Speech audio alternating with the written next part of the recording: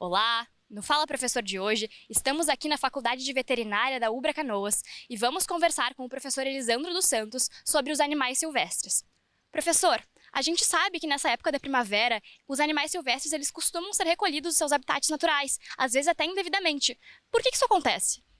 Bom, nessa época do ano a gente tem o que a gente chama de nidificação de muitas aves e a gente tem a primavera como um momento de aumento de recursos naturais, né? Então muitas espécies reproduzem nesse período do ano e aí consequentemente muitos filhotes são encontrados pela população e em alguns casos podem ser recolhidos indevidamente e destinados para o centro de reabilitação, né?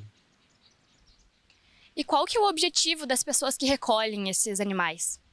Muitas vezes é um ato de boa-fé da pessoa que encontra algum animal debilitado, caído do chão e que quer de alguma forma auxiliar, mas muitas vezes não sabe em que momentos deve auxiliar e em que outros momentos deve deixar que a natureza siga o seu rumo, né? E para as pessoas que querem fazer então esse ato de boa-fé, ajudar os animais, como é que elas podem proceder quando encontrarem um animal, assim? Se o senhor puder dar exemplos de animais também. Claro, por exemplo, nessa época do ano a gente tem ovipostura de tartarugas, né, de animais que saem de cursos de água, elas se deslocam para fazer ovipostura, depois elas retornam novamente para dentro da água, né.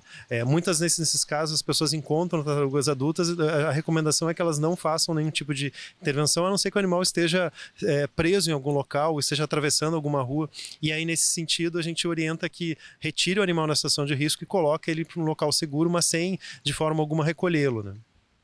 E é adequado contatar, de repente, alguma entidade oficial, assim, que possa auxiliar, ou a pessoa procede sozinha? É, o Toda vez que a gente fala de animal silvestre, né, toda manutenção ou mesmo recolhimento desses animais, ele requer autorização. Então, normalmente a gente recomenda que as pessoas entrem em contato com o órgão ambiental da sua região, pedindo orientações antes de fazer qualquer recolhimento, qualquer tipo de resgate ou intervenção, porque ao mesmo tempo em que esses animais muitas vezes estão em situação de risco, eles também podem, por se defenderem, podem machucar alguém que não tem ainda habilidade para manipulá-los, né? E qual que é a situação aqui no Rio Grande do Sul? Quais animais costumam ser mais encontrados e, portanto, retirados dos seus lares? Bom, a gente tem uma diversidade muito grande de aves, principalmente os passeriformes, né, que são as aves pequenas que caem eventualmente os filhotes de ninho e muitas vezes são recolhidos, né? Então até uma recomendação nesse sentido é que filhotes que ainda já estão empenados, né, que a gente chama, que estão aprendendo a voar, não devam ser recolhidos, né, porque muitas vezes os pais alimentam no solo. A gente tem também os filhotes de tartaruga que são encontrados, né, os cágados de água doce que são encontrados muitas vezes, além dos filhotes de mamífero, como por exemplo o filhote de gato do mato, de veado catingueiro, eventualmente de bugios, né, ou mesmo de gambás em áreas urbanas, são muito encontrados os filhotinhos nesse período do ano.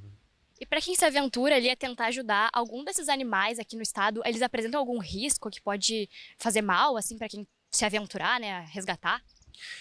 Risco a gente tem sempre quando vai lidar com algum animal silvestre, decorrente são animais que não têm ainda contato com pessoas, eles podem reagir mordendo ou bicando, né? Então muitas vezes as pessoas que não têm ainda nenhum tipo de habilidade na manipulação desses animais devem tomar cuidado para evitar qualquer tipo de acidente, né? Então isso realmente a gente sempre recomenda, né? E a orientação, então, é que no caso que tem esse contato, essa mordida, enfim, procure atendimento. Sim, fazer uma boa limpeza do local onde, né, recebeu alguma bicada ou uma mordida, por exemplo, procurar a assistência médica o mais rápido possível, né? E de maneira geral, como é que vocês ensinam aqui na faculdade para os alunos como proceder quando dessas situações, né, de animais silvestres, principalmente agora na primavera?